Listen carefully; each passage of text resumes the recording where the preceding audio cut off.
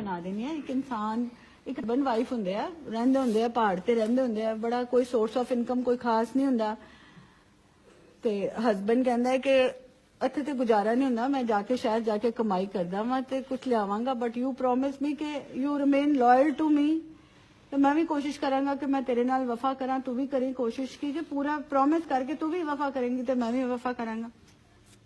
And he goes to city, he works there and he tells his boss ਕਿ ਜਦੋਂ ਉਹਨੂੰ ਤਨਖਾਹ ਮਿਲਣ ਲੱਗਦੀ ਹੈ ਤੇ ਉਹ ਕਹਿੰਦਾ ਵੀ ਤੁਸੀਂ ਰੱਖ ਲਓ, ਜਿੱਦਣ ਮੈਂ ਘਰ ਜਾਵਾਂਗਾ ਉਦੋਂ ਮੈਂ ਤੁਹਾਡੇ ਕੋਲੋਂ ਲੈ ਲਾਂਗਾ, ਠੀਕ ਹੈ। ਐਂਡ 20 years ਹੀ ਵਰਕਸ ਦੇਅਰ, 20 years ਹੀ ਵਰਕਸ ਦੇਅਰ, ਸਾਰੀ ਉਹਦੀ ਜਵਾਨੀ ਉੱਥੇ ਖਤਮ ਹੋ ਜਾਂਦੀ ਹੈ। ਤੇ ਜਦੋਂ ਜਾਣ ਲੱਗਦਾ ਹੈ ਤੇ ਉਹਨੂੰ ਬੌਸ ਨੂੰ ਕਹਿੰਦਾ ਕਿ ਹੁਣ ਮੈਨੂੰ ਤਨਖਾਹ ਦੇ ਦਿਓ, ਮੈਂ ਜਾਣਾ। ਤੇ ਬੌਸ ਉਹਨੂੰ ਸਵਾਲ ਕਹਿੰਦਾ ਕਿ ਵੀ ਜਾਂ ਮੇਰੇ ਕੋਲ ਅ ਪੀਸ ਆਫ ਐਡਵਾਈਸ ਹੈ, ਕੁछ नसीहत आई हैं, या तो वो ले ला तो या कमाई ले ला जीवन भर की अपनी, तो फैसला तेरा, या कमाई लेगा या नसीहत लेगा, दोनों चीज़ां नहीं मिलनगियां तैनूं। And you decide it. जिस बंदे ने सारी उम्र पैसों लिए काम किया होवे, व्हाट विल ही थिंक, की लेगा, पैसा लेगा ना, ठीक है। 2 दिन वो सोचता रहता, तीसरे दिन वो डिसाइड करता कि नहीं मैं तो नसीहत ही लैके जानी है, कोई गल नहीं देखी जाएगी जो होएगा। तो उन्होंने कहता कि 3 गल्लां दा ध्यान रखना जिंदगी च, कभी शॉर्टकट नहीं अपनाना, ठीक है। दूसरा बहुता ओवर क्यूरीअस नहीं होना, की हो रहा है, क्यों हो रहा है, कित्थे हो रहा है, किदे नाल की है, बहुत क्यूरोसिटी नहीं माइंड विच रखनी, अपने नाल बहुता कनैक्शन रखना जिंदगी दे विच, दूजियां दे मामलियां च नहीं पैना, ठीक है। ते तीसरी गल, कोई गुस्से च, बहुत गुस्से च या बहुत खुशी च कोई फैसला नहीं करना, ठीक है। And he doesn't give him money, he gives him 3 loaves of bread, he says के 2 रस्ते वास्ते एक घर खा लो जाके। पैसे ਉਹਦੇ ਕੋਲ ਹੁੰਦੇ ਨਹੀਂ, ਗੱਡੀ ਬੱਸ ਕੋਈ ਕਰ ਨਹੀਂ ਸਕਦਾ, ਤੁਰਨ ਲੱਗਦਾ ਤੇ ਰਸਤਾ ਵੀ ਨਹੀਂ ਪਤਾ ਹੁੰਦਾ। ਕਿਸੇ ਰਾਹਗੀਰ ਨੂੰ ਪੁੱਛਦਾ ਤੇ ਉਹ ਕਹਿੰਦਾ ਵੀ ਇੱਥੋਂ ਜਾਏਗਾ ਤੇ 21 ਦਿਨ ਲੱਗਣਗੇ ਤੇ ਇੱਥੋਂ ਜਾਏਗਾ ਤੇ 5 ਦਿਨ ਲੱਗਣਗੇ। ਤਾਂ every wise man will say that I will go this way, but ਉਹਨੂੰ ਯਾਦ ਆ ਜਾਂਦੀ ਗੱਲ ਕਿ ਮੇਰੇ ਬੌਸ ਨੇ ਕਿਹਾ ਸੀ ਕਿ ਸ਼ਾਰਟਕਟ ਨਹੀਂ ਅਪਣਾਣਾ, ਤਾਂ ਹੀ goes to the long way. And जांदा रात पै जाती है तो फार्मर किसी विलेजर के घर च कहना मैनू रहन दिओ इत्थे राती, कहता कोई नहीं रह जाए। वो कहना मैं इस रस्त्यों आया, इस रस्त्यों नहीं आया, वो 5 दिनों का रस्ता सी, कहते बहुत चंगा किया, उत्थे जंगल पैंदे राती जंगली जानवर हुंदे आ, उधरों जांदा तो तू बचना ही नहीं सीगा। मैंने इज थैंकफुल टू गॉड कि मैनू उन्हें कहा सी कि शॉर्टकट नहीं लाना। नहीं कहना मेरे को तो कोई बहुती जगह नहीं हैगी, बाहर शैक है, शैक हुंदा जिथे वो सारी तूड़ी ताड़ी रखते हैं, उत्थे आराम नाल सो जा तू, होर ते जगह कोई नहीं हैगी। अद्धी राती उन्होंने आवाज़ां आंदियां ते दरवाजा खोलण लगता है कि देखा बाहर की है। फिर उन्होंने याद आ जाता है कि मैं बहुत क्यूरीअस नहीं होना किसी गल दी, नहीं खोलता।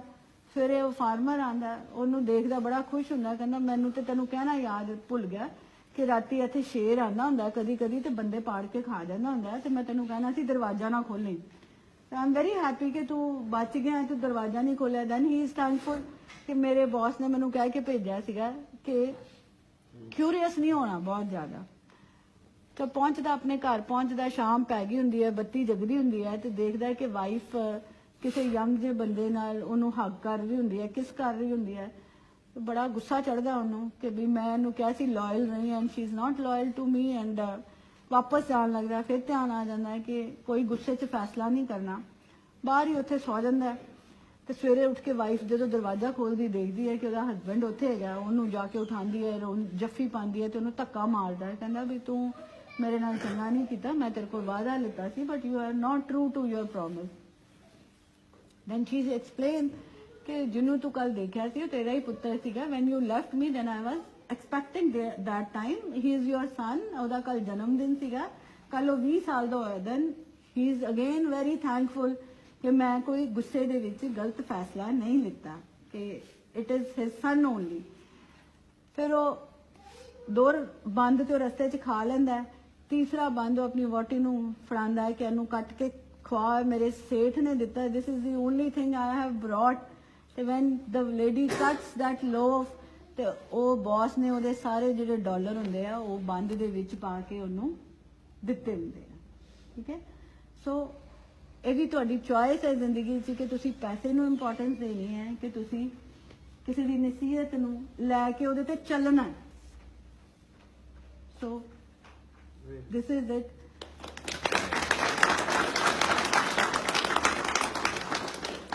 तीसरी हमेशा कोशिश करया करो, this is my word of experience from my self, अपने अंदर दी आवाज सुनिया करो। ठीक है, हुण सवाल कॉमन है, पूछा जाता अंदर दी आवाज कित्थों आंदी है। ठीक है, हर बंदे दे अंदर दी आवाज हुंदी है। जिस दिन उन्होंने सुनना शुरू करोगे ना, थोड़ा जिहा भी, उदों नूं तुहानूं सुनाना शुरू कर देगा। ठीक है, सुनिया करो, तुहानूं बिल्कुल राइट गाइडेंस मिलेगी उहदे तों।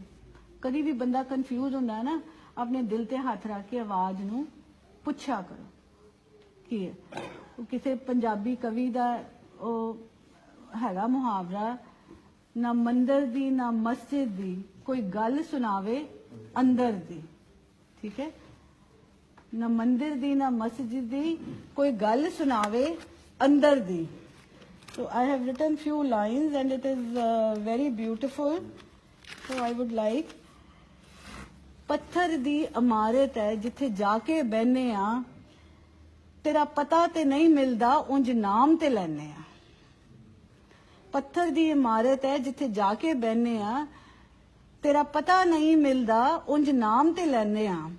ते फकीर उथे लंघदा हुंदा है ते ओ अगों जवाब दिंदा है, वेखी नी वेखी अड़िए अंदर बोले कौन, बाहर जिन्हां नूं लभदी है किते ओही सज्जन ना होण।